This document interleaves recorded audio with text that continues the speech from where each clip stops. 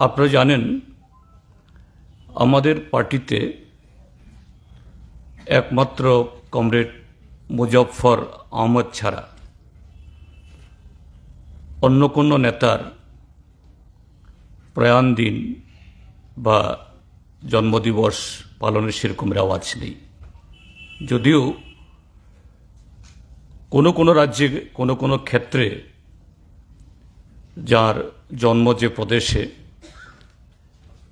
সেখানে এরকম হয়তো হয়ে থাকে, আমাদের এখানে হয়, কিন্তু সর্বভারতীয় ক্ষেত্রেতে সেরকমভাবে সাধারণত এটা করা হয় না। কিন্তু আমাদের পার্টির গেল কেন্দ্র কমিটির বৈঠক থেকে সিদ্ধান্ত নেওয়া হয়েছে, কমরেড রতন বলেছে এখানে, যেহেতু আমাদের পার্টি সেই 1964 ইংরেজিতে সিপিআইএম হিসাবে গঠিত হবার পর যারা সাধারণ সম্পাদকের পদ অলংকৃত করেছেন তাদের মধ্যে এই পদে আসীন থাকা অবস্থায় একমাত্র কমরেড সীতারাম ইয়েচুরি প্রয়াত হয়েছেন। আর ঘটনাচক্রে তার জন্মদিন হল 12ই আগস্ট, আর ঠিক এক মাস বাদে এই 12ই সেপ্টেম্বর হল তার প্রয়াণ দিবস। কাজে আমরা সিদ্ধান্ত নিয়েছি গোটা দেশেই যে এই 12 আগস্ট থেকে 12 সেপ্টেম্বর এই এক মাস তার স্মরণে আমরা শুধু তার কাছে না, তার স্মৃতিচারণ না, আমাদের দেশের বর্তমান রাজনৈতিক, সামাজিক, অর্থনৈতিক এই পরিস্থিতিতে একদিক থেকে তার যে কন্ট্রিবিউশন, তার যে ভূমিকা, অন্যদিক থেকে এই অবস্থায় আমাদের পার্টি এবং সমগ্র গণতান্ত্রিক আন্দোলনকে আমরা কিভাবে দেখব, কীভাবে পরিচালিত করব, সে আলোচনাগুলি আমরা সংগঠিত করব। তো সেদিক থেকে এটা সবাই জানেন, প্রয়াত কমরেড সীতারাম ইয়েচুরি একটা অনন্য প্রতিভার, অসাধারণ মেধা এবং বাগ্মী, রাজনৈতিক দিক থেকে বিচক্ষণ এবং সুদক্ষ একজন সংগঠক ছিলেন। তার 72 বছর বয়সে প্রায় 50 বছরের বেশি তিনি সেই ছাত্র আন্দোলন থেকে রাজনীতির শিখরে সর্বভারতীয় ক্ষেত্রে তিনি নেতৃত্ব করে গেছেন। ব্যক্তিগত জীবনেও তার প্রতিভা শুনেছেন আপনারা, যে সিবিএসই, তিনি যে সময়তে সিবিএসসির ছাত্র ছিলেন তখন এখনকার মতো আইসিএসসি বা আরো অসংখ্য বোর্ড হয়েছে সেরকম ছিল না। এটা তার প্রতিযোগিতা আরো কঠিন ছিল। সেই সময়তে তিনি প্রথম স্থান অধিকার করেছেন সারা দেশে, এবং সেখান থেকে উচ্চশিক্ষা নেওয়ার জন্য তিনি দিল্লির জওহরলাল নেহরু ইউনিভার্সিটির প্রথম দিকের ছাত্রদের মধ্যে অন্যতম, এবং জওহরলাল নেহরু ইউনিভার্সিটি সেখানে শুধু পঠন পাঠনের দিক থেকে না, যে আমাদের দেশে ছাত্র আন্দোলনের, ছাত্রদেরও দেশ গঠনে, জাতি গঠনে, দেশের রাজনৈতিক গতি প্রকৃতি নির্ধারণে তার যে একটা গুরুত্বপূর্ণ ভূমিকা গ্রহণ করার তার সুযোগ রয়েছে, তিনি সেই সময়ে, তিনি একাও এই কথা বলছি না, কমরেড সীতারাম ইয়েচুরি, প্রকাশ কারাত, এরকম আরো অনেকে আছেন পরবর্তী সময়েতে যারা রাজনীতি, শিক্ষা, এই অ্যাডমিনিস্ট্রেশন, বিচার ব্যবস্থা, বহু ক্ষেত্রেতে তার সমসাময়িক কালের সেই সমস্ত ছাত্রছাত্রীরা দেশকে নানা দিক থেকে নেতৃত্ব দিয়েছেন, তার মধ্যে অন্যতম তিনি।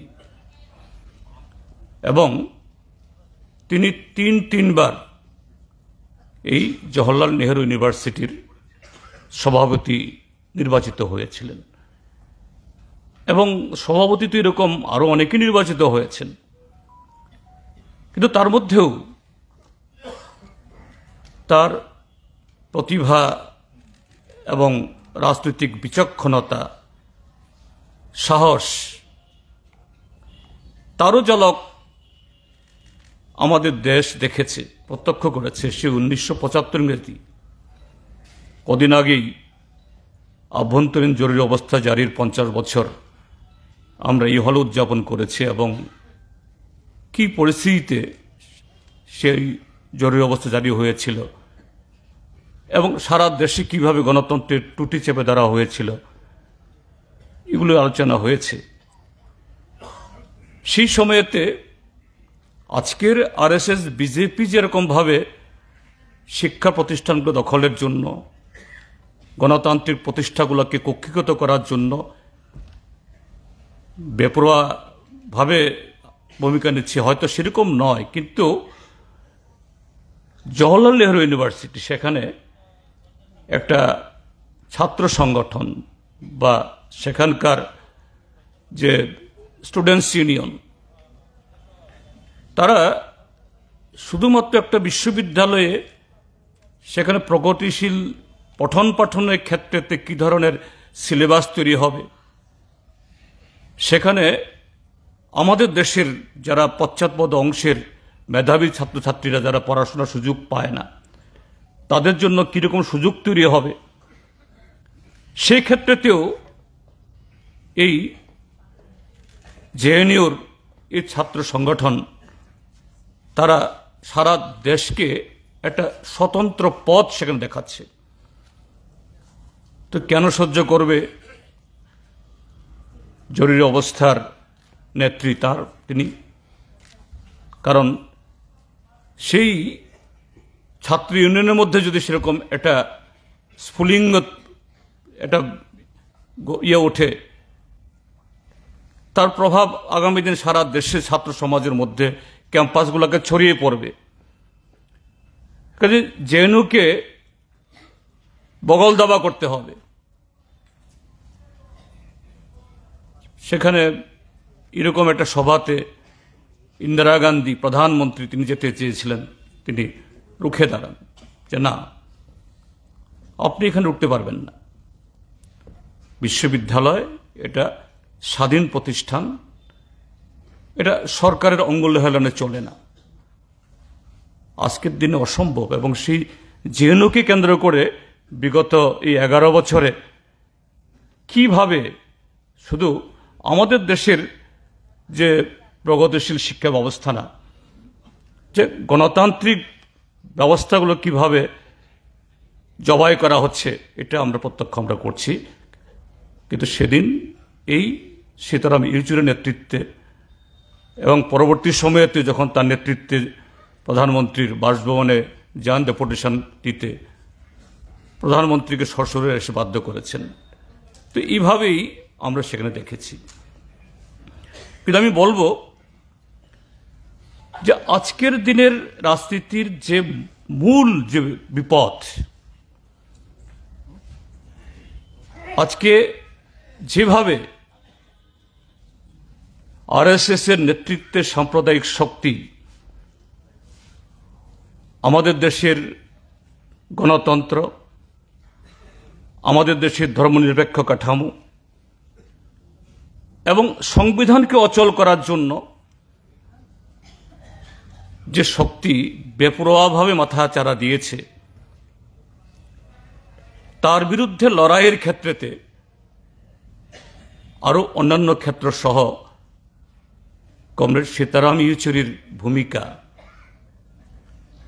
এটা অম্লান হয়ে থাকবে এবং সেদিক থেকে তার প্রয়াণ শুধু এরকম একটা পরিস্থিতিতে ভারতের কমিউনিস্ট পার্টি মার্ক্সবাদী তার একজন নেতা বা কর্মীকে আমরা হারাইনি। এদেশের গোটা গণতান্ত্রিক আন্দোলন, গণতান্ত্রিক ব্যবস্থা, তার মধ্যেও একটা শূন্যতা তৈরি হয়েছে। এবং এই লড়াই তিনি যে পরবর্তী সময়ে সেই 2005 ইংরেজিতে যেদিন রাজ্যসভা নির্বাচিত হয়ে 2 টার্মে 12 বছর নানা ভূমিকায় তিনি সেখানে তার নেতৃত্ব দেখিয়েছেন, শুধু সেখানে না, তখন থেকে শুরু হয়নি, বা এর আগে তিনি যখন খুব অল্প বয়সে আমাদের পার্টির পলিট ব্যুরো সদস্য নির্বাচিত হয়ে আসেন, তারও আগে কেন্দ্রীয় কমিটির সদস্য এবং সাধারণ সম্পাদক হিসাবে দায়িত্ব পালন করেন, তখনই শুধু তিনি এই ভূমিকাগুলো নিয়েছেন তা নয়, সম্ভবত যদি তার এই কাজকর্মগুলোকে সেরকমভাবে দেখা যায় তার আগে থেকেই। আপনারা জানেন যে শুধু আমাদের দেশ কেন, গোটা পৃথিবীতেই সেখানে উদারবাদী অর্থনীতি যখন সারা দেশে, সারা পৃথিবীতে তার কর্তৃত্ব বিস্তার করতে শুরু করে, আমাদের দেশেও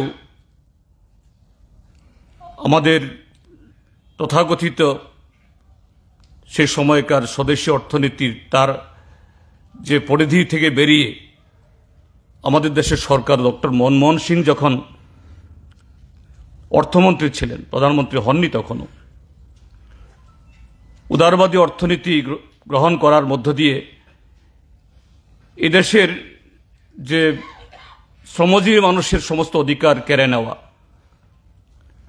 গণতন্ত্রকে সংকুচিত করার সেই অধ্যায় শুরু হয়। সারা পৃথিবীর সাথে আমাদের এই দেশেও এই দক্ষিণ পন্থা মাথাচাড়া দিয়ে ওঠে এবং তার আড়ালে আরএসএস বিজেপিও ক্ষমতাতে পৌঁছতে না পারলেও তার আড়ালে থেকে ক্রমশ কিভাবে তারা মাথাচাড়া দিয়ে উঠবে তার শক্তি সঞ্চার করছিল। সেই সময়েতে কমরেড সীতারাম ইয়েচুরি তখনও পলিট ব্যুরো সদস্য হননি। তিনি পার্টির কেন্দ্র কমিটিতে এই আরএসএস সম্পর্কে সাম্প্রদায়িকতা বা তাদের হিন্দুত্ব রাজনীতির উপরে একটা দলিল তিনি উপস্থাপন করেন, যা পুরো পার্টিতে পরবর্তী আলোচনা হয় এই হিন্দুত্বের সাম্প্রদায়িক শক্তির উত্থানকে কিভাবে মোকাবেলা করা।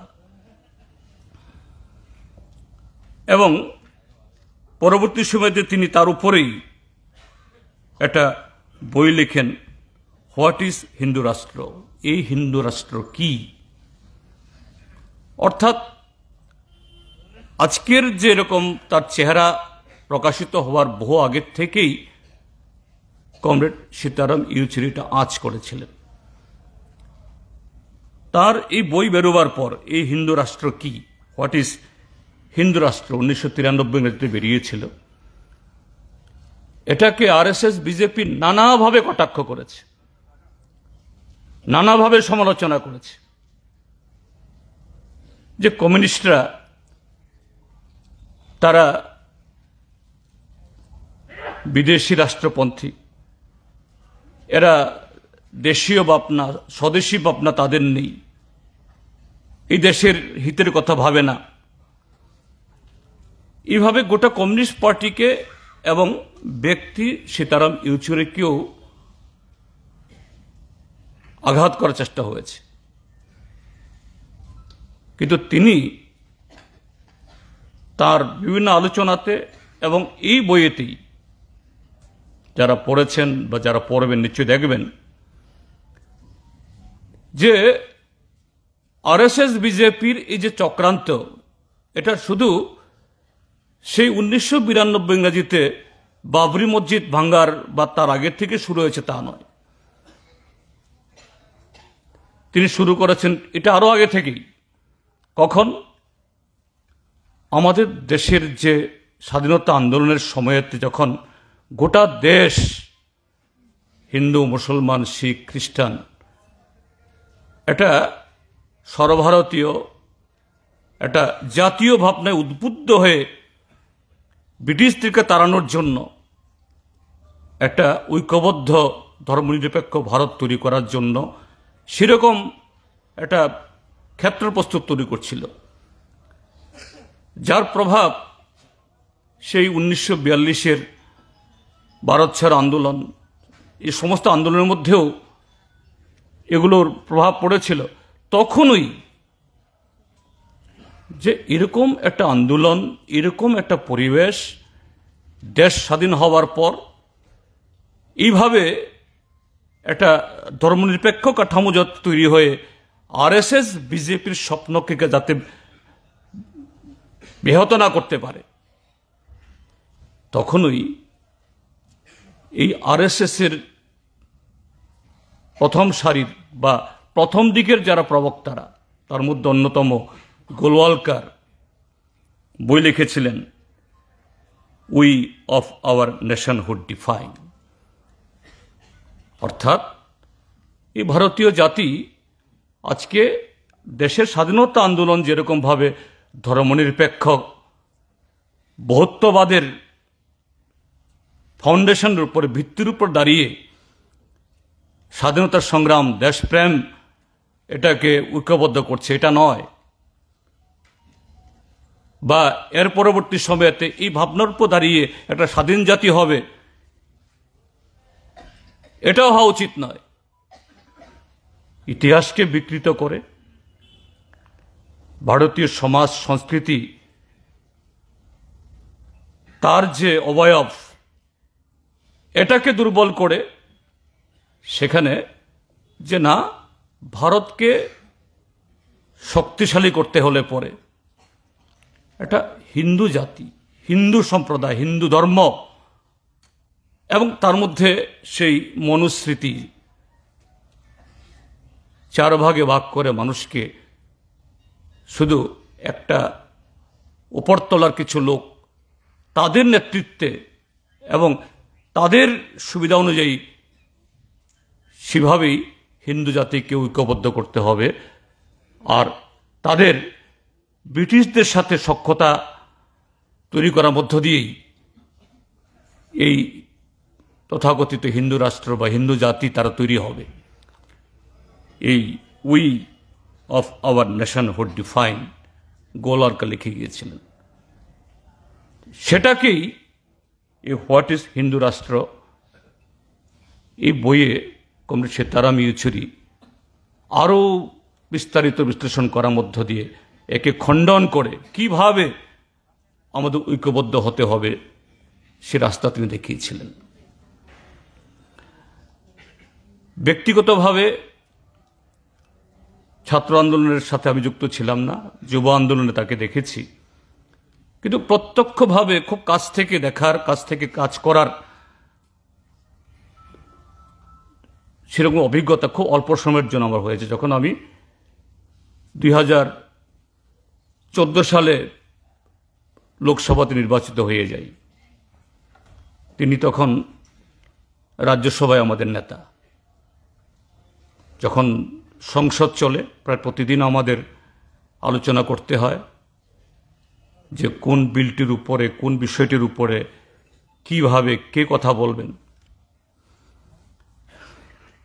তো আমরা দেখেছি যে তিনি তো শুধু রাজ্যসভা বা লোকসভা সংখ্যা আমাদের তখন কমে গিয়েছিল, রাজ্যসভাতে 7-8 জন আর লোকসভাতে 2 জন নির্দল সহ কেরালার 11 জন, সব মিলিয়ে আমরা 17-18 জন। কিন্তু তাকে দেখেছি এই 14 থেকে 17 3টা বছর তিনি যখন তার মানে মানে সেকেন্ড টার্মের শেষ দিকে, তিনি শুধু আমাদের নেতা ছিলেন না, এখানে কমরেড জন্না দাশগুপ্ত আছেন, শঙ্কর দত্তবোধে আছেন, এখানে অভিজ্ঞতা হয়েছে আমাদের যে আমাদের যে পার্লামেন্টের যে পুরনো ভবন, এটা তো এখন পরিত্যক্ত করে নতুন ভবন এসেছে। মতিদাও জানেন এগুলো, যে এই লোকসভা এবং রাজ্যসভার মাঝখানে একটা বড় একটা হল আছে, এটাকে বলা হয় সেন্ট্রাল হল। এই সেন্ট্রাল হলকে বলা যায় আরেক দিক থেকে এটা গোটা দেশের রাজনীতির নাভি। বন্ধের দিন ছাড়া, এমনকি যখন সংসদ অধিবেশন থাকে না, তখনও প্রতিদিন 50 থেকে 100 জন সাংসদ, প্রাক্তন সাংসদ ওইখানে থাকবেনই একেবারে সকাল 9টা থেকে সন্ধ্যা 7টা-8টা অবধি। রাজনীতি আরো বিভিন্ন বিষয়ে আলোচনা। এবং সেখানে দেখেছি যে সীতারাম ইয়েচুরি এই সেন্ট্রাল হলে যখন আসবেন, মানে সীতারাম ইয়েচুরি মানেই একটা জটলা, আমরাই কখনো কখনো ভাগ পেতাম না। মানে সীতারাম ইয়েচুরি এই নয় যে শুধু যে বিজেপি বিরোধী, সরকার বিরোধী দলের সাংসদরা তারাই ভিড় করতেন, এমনকি ভারতীয় জনতা পার্টিরও বহু লোক তার সাথে একটা কথা বলার, একটু চা খাওয়ার, কফি খাওয়ার এই সুযোগ নিতে চেষ্টা করতেন। এই ছিল তার ব্যক্তিগত প্রতিভা এবং অন্যদের, শুধু বন্ধুদের না, রাজনৈতিক দিক থেকে তার বাইরেও তার যে গ্রহণযোগ্যতা। এবং সেদিক থেকে একটা ঘটনা বলে আরেকটা, আমাদের পার্লামেন্টে একটা রেওয়াজ আছে, সেটা হলো লোকসভাতে তো নির্বাচন হয়, নির্বাচন হওয়ার আগেই শেষ অধিবেশন হয়, কেউ নমিনেশন পায়, কেউ নমিনেশন পেলেও ফিরে যাবে কিনা তার কোনো গ্যারান্টি নেই। তো লোকসভাতে ফেয়ারওয়েলের, সাংসদদের বিদায় দেওয়ার কোনো রেওয়াজ নাই, কিন্তু রাজ্যসভাতে রেওয়াজ আছে। সাধারণত যখন এই সংসদ চলে তখনই হয়, এটা মতিদা বা জন্না দাশগুপ্ত তাদের ক্ষেত্রেও হয়েছে, এবং প্রত্যেকেরই বলার সুযোগ পান। কিন্তু যেদিন সীতারাম ইয়েচুরির ওই ব্যাচের যারা সাংসদ তাদের এই সংবর্ধনা হবে, সেদিন গ্যালারিতে, লোকসভার গ্যালারিতে এরকম দোতলার উপরে বসার জায়গা নেই। মানে সীতারাম ইয়েচুরি এবং আরো কয়েকজন লোক আছেন, তারা শেষ ভাষণ দেবেন সেদিন। এই ভাষণ শোনার জন্য আমরা তো গিয়ে প্রায় দাঁড়িয়ে থাকতে হয়েছে। এবং ওই অনুষ্ঠানে শুধু যারা বিদায়ী যারা সাংসদ তারা বক্তব্য রাখেন না, লোকসভার যিনি, এই রাজ্যসভার যিনি নেতা, তিনি শাসক দলেরই কোনো বরিষ্ঠ মন্ত্রী হন, তখন ছিলেন এই অরুণ জেটলি, লোকসভার নেতা তিনি সহ সবাই কথা বলবেন। মানে যারাই কথা বলেছেন, যারা বিধায়ী, যারা তার সাথে মানে ইয়েতে, তারা সহ বাকি সব দলের নেতাদের একটাই বক্তব্য, সীতারাম ইয়েচুরিকে আবার পার্লামেন্টে আসতে হবে, আবার তিনি যেন থার্ড টার্মের জন্য তিনি আবার সংসদে আসেন। অরুণ জেটলি তো বলছে প্রয়োজনে সীতারাম ইয়েচুরি যে রাজ্যে দাঁড়াবে, আমাদের বিজেপির সাংসদরাও, আমরাও সমর্থন করব। কেন বলছেন যেন এই কথাগুলো শুধু একজন লোককে খুশি করার জন্য বা এরকম বিদায়ের সময় তো ভালো কথা বলে এই জন্য বলছেন না। তারা বলছেন যে দেশের এই রাজনীতিতে গত 12 বছর গুরুত্বপূর্ণ বিভিন্ন ইস্যুতে যখন আলোচনা হয়, বিল উত্থাপিত হয়, এই সমস্ত বিষয়ে কমরেড সীতারাম ইয়েচুরি তিনি যে হস্তক্ষেপ করেছেন, তিনি যে সমস্ত বক্তব্য রেখেছেন, এমনকি অরুণ জেটলি বলছে যে আমাদের এই সমস্ত বিলগুলাতে সীতারাম ইয়েচুরি বক্তব্য রাখা মানে কি, আমরা মনে করি যে না, এই ক্ষেত্রেতে যে কতটুকু আমাদের যে প্রস্তাব, এই বিষয়গুলো কতটুকু ভুল কি শুদ্ধ, আমরা যেন সীতারাম ইয়েচুরি আলোচনার থেকে আমরা নিজেদেরকে তৈরি করার, আমাদের ভুল কি শুদ্ধ হলো এটা বুঝে নেওয়ার একটা সুযোগ তৈরি পাই। ঠিক এরকমই একটা অনুষ্ঠান হয়েছিল, সেটা হলো যে সংবিধান দিবস নামে আপনারা দেখবেন অতীতে আর অন্য কোনো রাজত্বে, কি কংগ্রেস বা এই জনতা বা যুক্তফ্রন্ট রাজত্বে আমাদের দেশে হয়নি। নরেন্দ্র মোদী প্রধানমন্ত্রী হওয়ার পর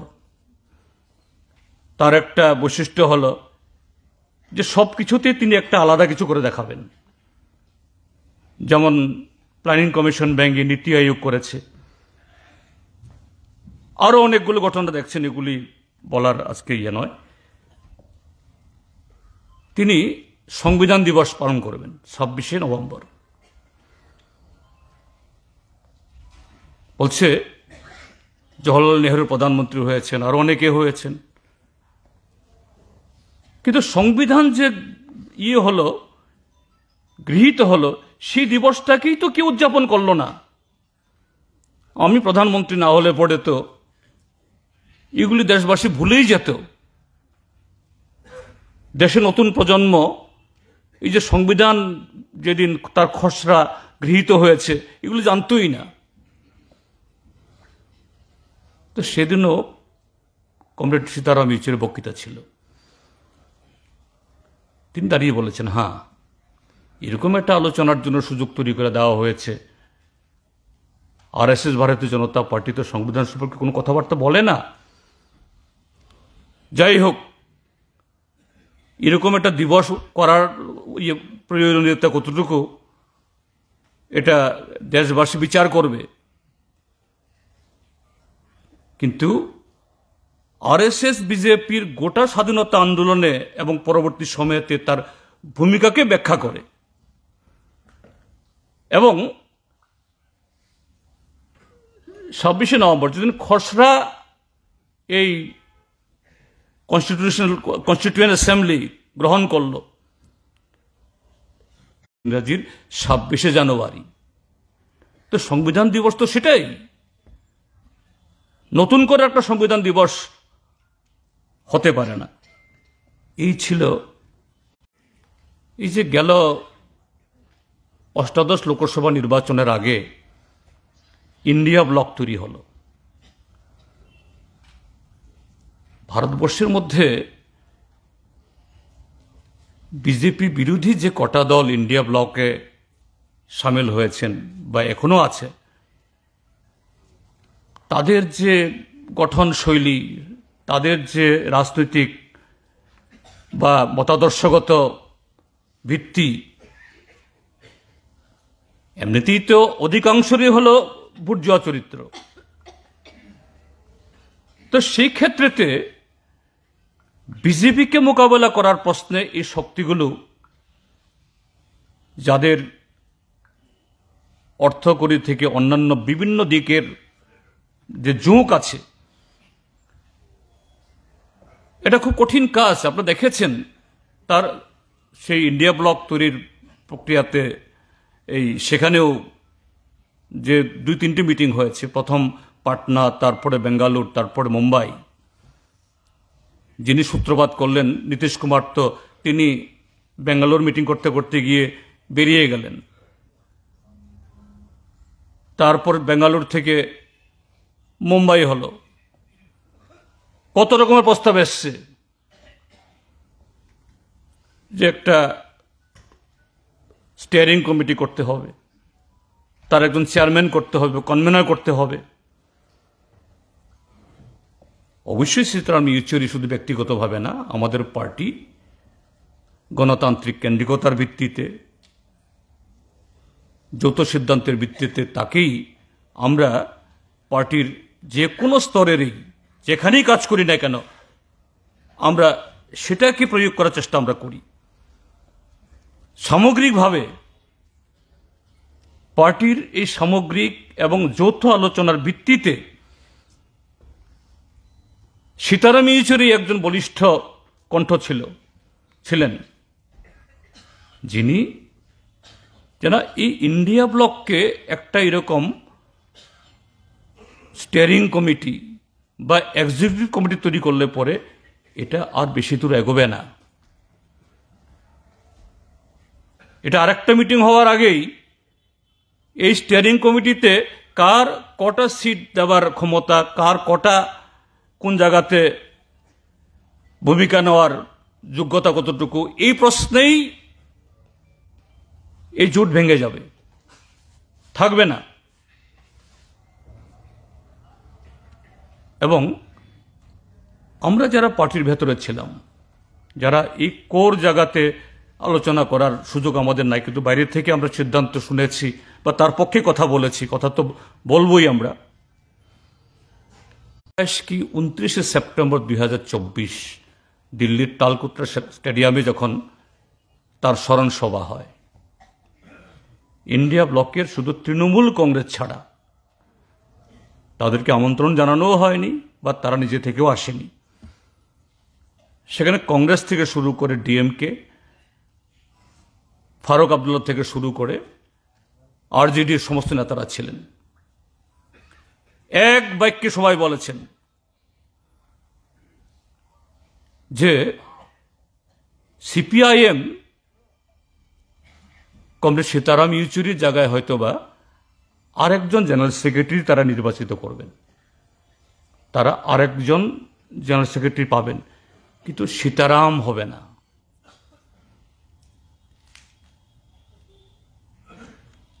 মল্লিকার্জুন খার্গে কংগ্রেসের সভাপতি, রাহুল গান্ধী, অখিলেশ যাদব, ফারুক আবদুল্লাহ সবাই বলেছেন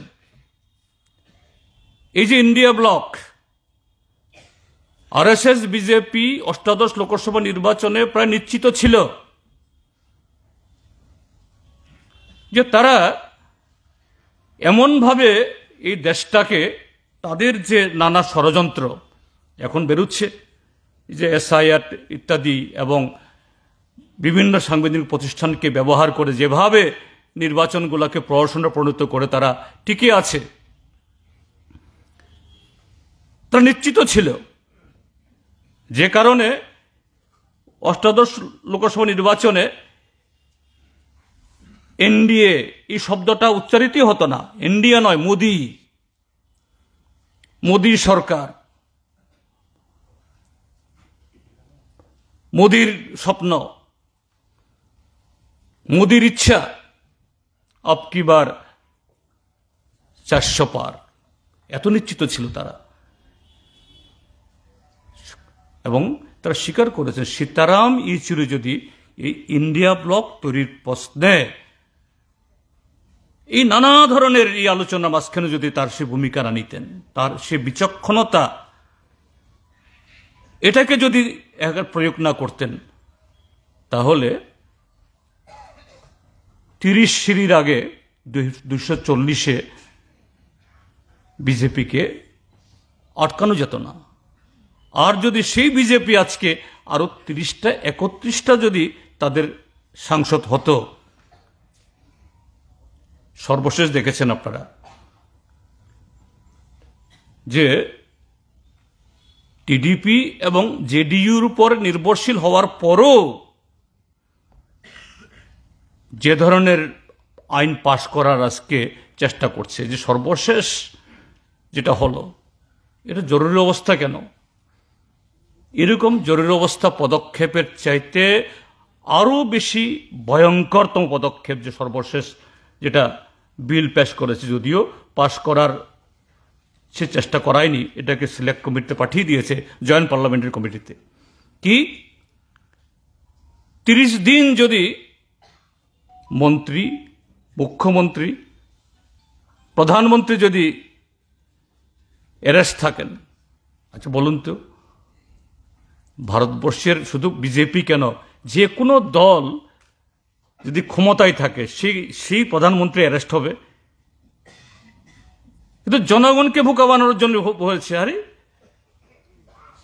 विपक्ष का भय क्यों है? विपक्षদের ভয় কেন? আরে মুখ্যমন্ত্রী কেন, প্রধানমন্ত্রীও তো গ্রেপ্তার হবে। যে দেশের প্রধানমন্ত্রী, যে দল প্রধানমন্ত্রীত্বের মানে চেয়ারে আছে, সে দলের প্রধানমন্ত্রী ভারতবর্ষের মতো ব্যবস্থাতে কখনো গ্রেপ্তার হবে? মানে 30 দিন এদের হাতে এই যে ইউপিএ আইন আছে, তারপরে আপনার এই যে হিসাব বহির্ভূত অর্থ, এটাকে মোকাবেলা করার জন্য একটা আইন হয়েছে, কি আর বলে গেলাম আমি। এগুলিতে প্রায় 1-1.5 বছর জামিন দেওয়ার কোনো নেই। ইচ্ছা করলে তারা 5 বছর রাখতে পারে। এই যে উমর খালিদ, দিল্লি দাঙ্গায় জেএনইউর এক ছাত্র নেতা, আজকে 5 বছরের বেশি সে জেলে পড়ছে, জামিনই হচ্ছে না। তো এরকম এই আইন পাশ হওয়া মানেটা কি? যখন দেখবে এই নরেন্দ্র মোদীর বা বিজেপি আরএসএস ভারতবর্ষে তাদের আরো জনবিরোধী কার্যকলাপের কারণে আরো কুণ্ঠাসা হয়ে, এখন যেরকম ভাবে বিহারে গোটা জনগণ রাস্তায় নামছে, এরকম ভাবে সমস্ত লাগিয়ে দিয়ে 30 দিন কেন 60 দিন জেলে ঢুকিয়ে দেবে, বাস মুখ্যমন্ত্রী, মন্ত্রী, নেতা সব খারিজ। কোথায় নিয়ে যাচ্ছে? এসআইআর 65 লক্ষ লোকের নাম যে বিশেষ পর্যালোচনার নামে বাদ যায়, 65টা নাম নাকি যুক্ত করার প্রস্তাব পায় না। এবং এমন একজন ব্যক্তিকে ভারতের নির্বাচন কমিশনারের এই চিফ সিভিল ইলেকশন কমিশনার পদে বসানো হয়েছে। লোকটার ব্যাকগ্রাউন্ড কি? যে সারা দেশে বিভিন্ন রাজ্যে কোঅপারেটিভ মুভমেন্ট, যেমন মহারাষ্ট্রে, কেরালাতে, তামিলনাড়ুতে, কর্ণাটকে কোঅপারেটিভ মুভমেন্ট একটা বিশাল মুভমেন্ট। কোঅপারেটিভের অর্থ রিজার্ভ ব্যাংক কন্ট্রোল করতে পারে না, রাজ্য কেন্দ্রীয় সরকারের রিজার্ভ কন্ট্রোল করার ক্ষমতা নেই। এখন যেরকম ভাবে ব্যাংক বেসরকারীকরণ এবং বিভিন্ন এই সরকার উদ্যোগ গ্রহণ করছে, কাজেই এই কোঅপারেটিভের সমস্ত টাকাগুলোকে কেন্দ্রের হাতে নিয়ে যাওয়ার জন্য, যেটা ছিল স্টেট সাবজেক্ট, মোদি বানিয়ে দিল এটাকে কনকারেন্ট সাবজেক্ট, অর্থাৎ সেখানে কেন্দ্রীয় মন্ত্রক, মন্ত্রীকে অমিত শাহ। এই কোঅপারেটিভ মিনিস্ট্রি খোলার পর তার প্রথম সেক্রেটারি হলো এই জ্ঞানেশ মিশ্র। তারপর হয়ে গেল স্বরাষ্ট্রমন্ত্রী, এই স্বরাষ্ট্র সচিব, হোম সেক্রেটারি, তাকে হোম সেক্রেটারি বসিয়ে কাশ্মীরে 370 ধারা জারি করালো। এরপরে রাম মন্দির তৈরি হবে। রাম বললে তো অনেকেই একটা আবেগ কাজ করে। রাম মন্দির মানে হলো শত শত কোটি টাকার সেখানে নানা রকমের লেনদেন, জমি কেলেঙ্কারিতে, যার কারণে গেল নির্বাচনে বরাডুবি হলো বিজেপির। এমনকি শোনা যাচ্ছে নরেন্দ্র মোদীও হেরে গেছে, জালিয়াতি করে তাকে জিতিয়ে দিয়েছে। এই রাম মন্দির তৈরিতেও এই ট্রাস্টের মাথাইকে জ্ঞানেশ মিশ্র। আর সেই জ্ঞানেশ মিশ্র হলো এখন ভারতবর্ষের চিফ ইলেকশন কমিশনার। কোথায় নিয়ে যাচ্ছে? তো সেই জায়গায় আজকে এই সামগ্রিকভাবে এই আক্রমণকে রোখার জন্য কমরেড সীতারাম ইয়েচুরি তিনি আরো বহু আগে থেকেই এই শক্তির বিরুদ্ধে দেশকে জাগানোর জন্য, পার্টিকে সতর্ক করার জন্য তিনি সেই উদ্যোগ নিয়েছিলেন। এবং আমাদের সর্বশেষ যে পার্টি কংগ্রেস, 24তম পার্টি কংগ্রেস, এবার আমাদের যে পলিটিক্যাল ট্যাকটিক্যাল লাইন, এটা 23তম পার্টি কংগ্রেসের লাইনেই প্রায়, কিন্তু সেই জায়গায় পার্টিকে যদি, সংগঠনকে যদি ঠিক সেরকমভাবে আমরা তৈরি করতে না পারি, ক্ষেত যতই উর্বর হোক, বীজ যতই একদম হাইব্রিড বা হাই ইয়েল্ডিং হোক, কিন্তু সেরকম যদি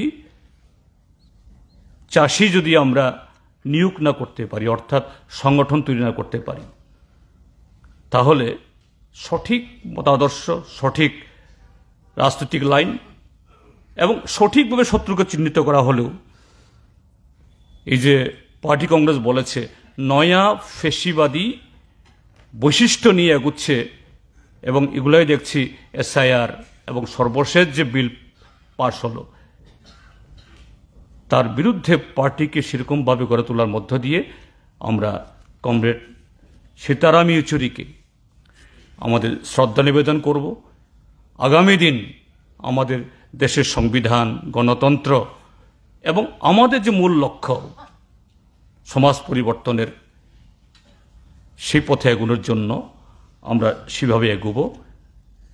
কমরেড সীতারাম ইয়েচুরি তার জীবন থেকে আমরা সে শিক্ষা নিয়ে আমরা এগোবো।